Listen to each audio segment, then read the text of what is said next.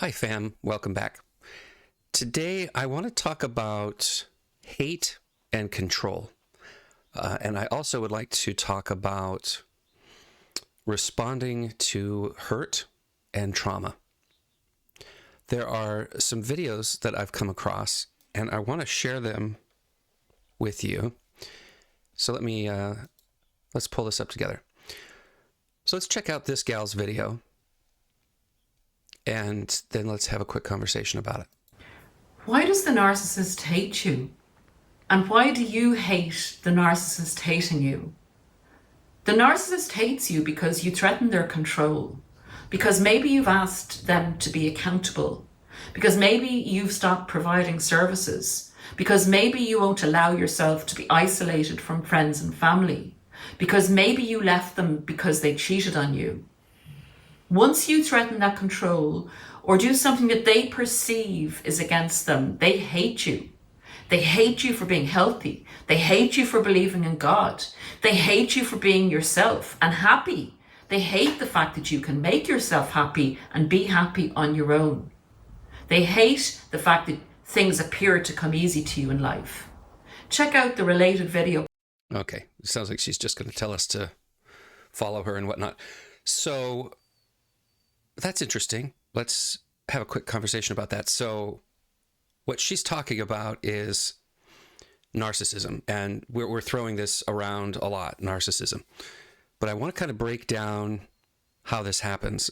First, before I'm talking about the sort of human behavior, I'm just going to talk about behavior itself and how certain conditions occur through certain sets of stimuli.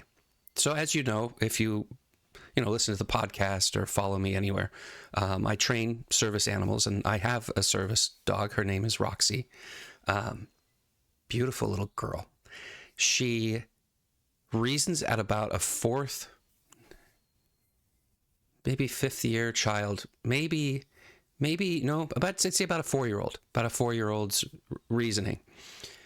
She will have some moments where she's just completely, it feels like she's completely beyond that. But I don't give her anything above about a 4-year-old. And even her, when I first met her, she was wild. And there's this thing that happens where if you pick at somebody and you pick at them and you pick at them and you pick at them and you take their sleep away, so they're sleep deprived, and you don't feed them enough, and you continue to rattle them and frustrate them, even humans have a breaking point where they'll just say, okay, enough, right? And then they'll have a breakdown. And animals are the same way. Dogs are the same way. If you deny their nature, if you don't feed them right, if you don't ensure that they're exercising, that they're being the child that they are, the dog that they are, they'll bite. They will bite you. And if you rattle them so much, they will say, okay, that's enough. I'm a biting dog now. I don't give up on dogs that bite humans. I don't give up on them. Instead, what I do is I focus on the behavior. And I get to the core of why are they out of balance? Because when you have a service dog that's working properly, you have a dog in balance. And it takes a lot of work. You do have to make sure that the animal is able to be what it is naturally. So you've got to have some really genuine dog moments with them and let them experience who they are and feel valued at that. And then, sure, they will go be a little service dog for you and be your best buddy when you go out to the grocery store and do different things. And the reason I'm talking about that is because it's that balanced state. So when I'm out with Roxy and we're going up an escalator together, we're, at Costco, and kids are running up and grabbing her ears and stuff, and she's just totally chill, people are like, wow, your dog is so well behaved. And it's not about well behaved, even though that's like what people's minds kind of grab at. What it is that she's in balance.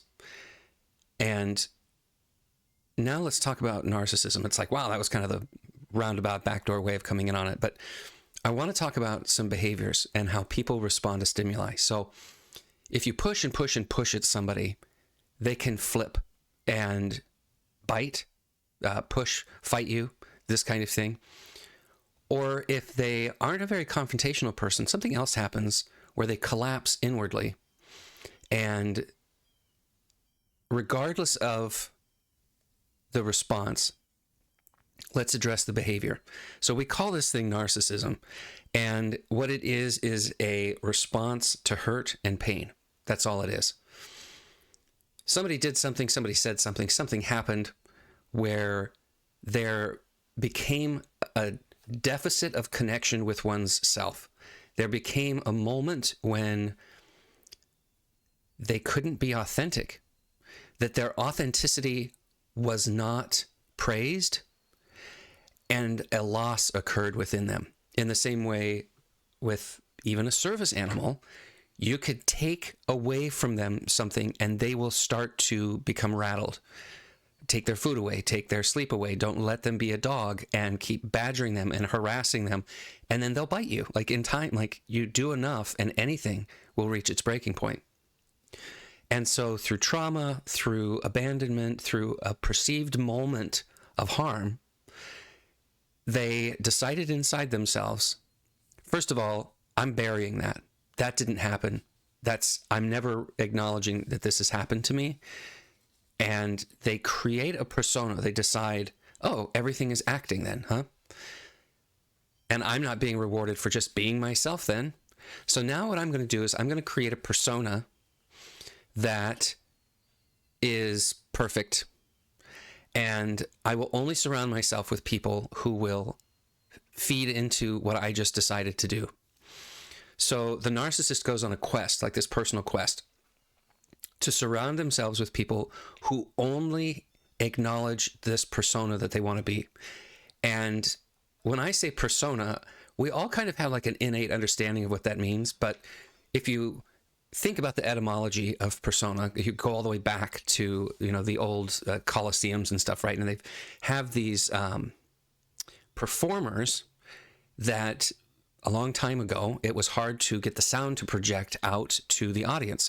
So they would hold a mask up to the actor's face, and through the mask, they would speak. And the mask had a small, like, amplifying horn, and it would magnify the sound of the actor on stage. And the mask itself, they would call a persona, because persona is Latin for sound through. And so the sound through this mask is what the actor was being. And over time, people mistook the mask for the character or the persona that somebody would adopt. And then over time, we took persona to be person. And so we have this person that we think that we're being, this persona that we're projecting through. And when a narcissist feels that the mask that they're wearing is threatened, this identity that they've adopted is being threatened, then they want to cut out the elements that aren't feeding into their objective. And their objective is to be seen as flawless, because again, they're not addressing the hurt from their past. So then you have this person who is starting to consider the scene work of life, right? William Shakespeare said that life is but a stage and we're all actors upon it, right? This person is presenting this stage work. They're presenting this persona and projecting through it. And they start to consider people as actors. Then they start considering them as extras because they're the main character, right? In this objective that they're carrying out. And if one of the extras in the scene doesn't worship them, then they want to get rid of them. So then people start to become kind of things, and they objectify everyone. And if everyone doesn't match their objective, then they've got to recast the scene. So they are constantly sabotaging relationships, because if somebody says something authentic and they don't like it, they're gone. And in this, they start to become heartless, because the mechanics of operating at this level, you can't become connected to the people in the scene, because connection sometimes is stinky. Sometimes it's not clean. Sometimes it's messy. Sometimes people say, hey, you're being kind of a puffy jerk, and you have to come to terms with this in a real way. And we come to call somebody who is caught in this negative feedback loop to themselves as a narcissist. And then they call, oh, this is a cluster B personality. They're antisocial and all of this kind of, and they come up with all of these bits of nomenclature that they attach to the disorder. Because this person is disordered, right? They're dysfunctional. And it's like, oh, what is function? Well, the definition of function is that for every given input, there's a given output. And when they're not acting like a human, right? They're not acting like this centered, balanced service dog that when we're out, people say, wow, it's such a well-behaved dog. And when you're not acting well-behaved, there could be a set of connective experiences that are occurring, and the output from this individual is not predictable in as much as how a balanced service dog, when we're out and a child runs up and grabs her ear and pulls on it, she doesn't bite them. She kind of takes it all in stride, like she's taking a nap in the sun, and she's just very relaxed and balanced. And so when you're having an encounter with other people and the other people say something to you that contacts your psyche in a way that doesn't resonate with the mask you're trying to be, the narcissist doesn't act out in connective ways. And so they struggle to have connective relationships. Everything becomes superficial. Everything becomes about this performative objective of them being the center of attention always. They are the most important things around. And as you, how does that saying go? As you prune the tree, so shall it grow. As you exercise a muscle, it will gain in strength because things in this place beget themselves. And so as you go out on this quest of overcompensating like a pendulum swinging the other way, you decide, okay, I am going to be perfect now. When you set yourself out on that quest, that you're going to be this impenetrable, do no wrong person, you start exercising a little bit of a muscle, and that muscle starts to get stronger and stronger and stronger until you get to the point where you're just cruel and heartless toward people around you if they don't do exactly what you want. So then arranging the scene work for you to look a certain way requires a certain amount of control. And so you utilize leverage against people. So you'll leverage comfort or social status, or you'll leverage whatever you can to manipulate people to performing exactly the scene you want. And when you start on this quest, you don't look at people the right ways. And so like what she was saying here was kind of important, and I do connect with this, that she says they can't stand people being authentically happy because they are not authentically happy. Again, they're just providing performative scene work. And so when somebody is genuinely happy, they become envious of that because all of the efforts that they're putting into looking perfect is miserable work. And so they themselves are miserable. And when they see somebody who is authentically happy, they are jealous of that happiness because they don't know what that feels like. And it brings me sort of to another video here. I want to watch a little bit of, let's come back to this guy here in just a minute. But there was another video that I was watching. It's kind of interesting. Oh, he swears a little bit. I don't know if I want to play that. I don't want to have the cursing on here. So then let's watch something else. Okay, let's watch this guy. I think he had something cool to say. Why is it that in spite of being so genuine, people still hate me? This pain is universal. This question has traveled through centuries, through the hearts of mystics, seekers, saints, poets, prophets, and through your heart today. But hatred is not born out of reason. Hatred is born out of resonance. Human beings don't respond to what you do. They respond to what you are. And what you are is deeply rooted in the cosmic blueprint of your birth, your planets, nakshatras, karmas, and evolutionary intentions. From the very beginning of time, humanity has been split energetically. Those who resonate with your light and those who reject it.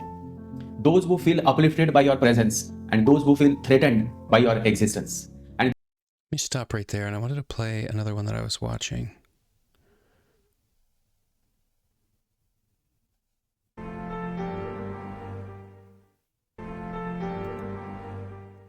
Let's watch this one. I recently heard an amazing analogy. It said, you might be the most beautiful flower on this planet, and some people might be allergic to flowers. Some people cannot appreciate your beauty, but that doesn't diminish your beauty in any way. You just need to find the right people who would value you and appreciate you. So there's something interesting here where, and I know I've played the video in the past about the tuning forks, how if you play a tuning fork at a certain frequency and the fork is tuned that when you tap it, it makes that frequency sound. If you have like two of them, you can tap one and it will activate the other tuning fork and both of them will resonate together.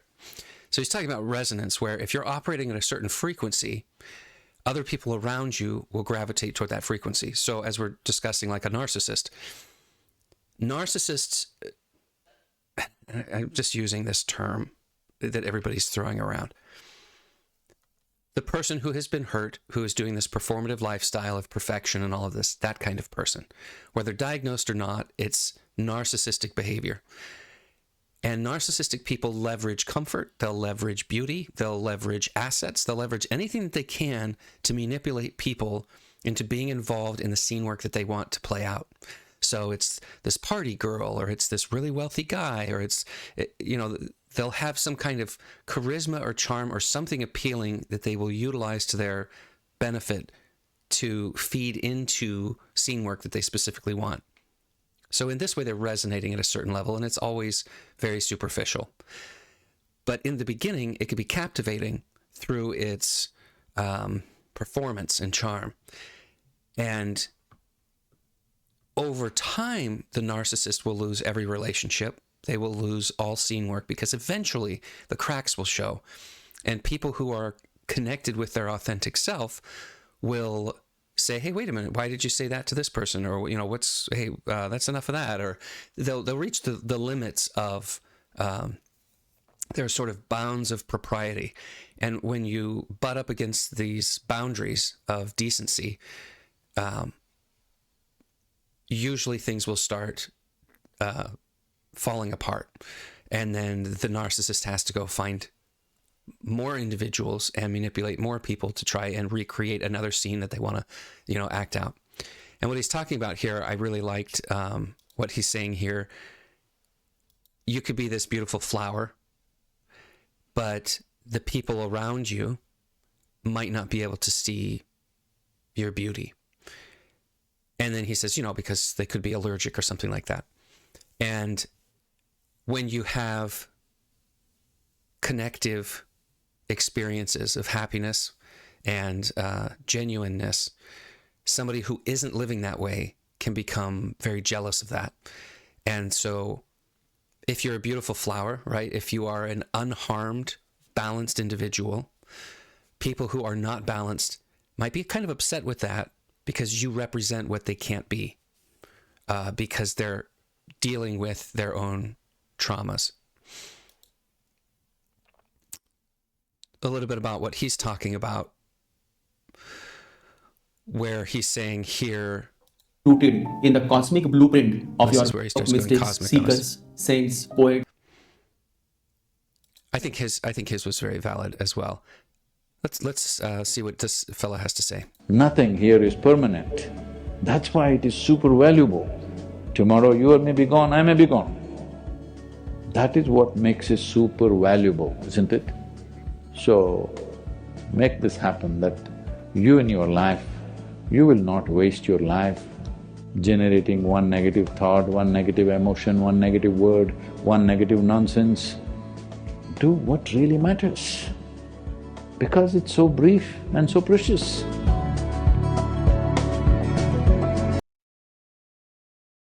That's just kind of an uplifting thing. I like the little music that they have playing with that. What I like is that this is encouraging the service dog to just be in balance. Just be a dog and live your best life.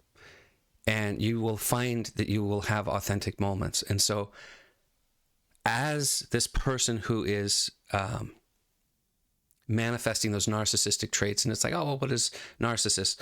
Narcissus was the son of the river god and found his reflection on the surface of the river and became obsessed with himself. And he wasted his life away at the side of the river because he became obsessed with his own beauty. And so this sort of these narcissistic traits of looking at yourself as the center of everything resonates at a certain frequency and will attract a lot of superficial people. And in this place, you want what you can't have, or you want what you're not. You want what you feel you're lacking. You chase what you think you're missing. So if you're really poor, you're chasing money. If you're trying to fill a hole inside, if you think you're unattractive, you chase beauty and you're envious of beautiful people. If you're beautiful and everything around you is captivated by your beauty, you encounter a lot of shallowness, and so you crave depth. And so whatever it is that you are, if you're very masculine, then guess you're chasing the feminine, and you're chasing what you feel you don't have.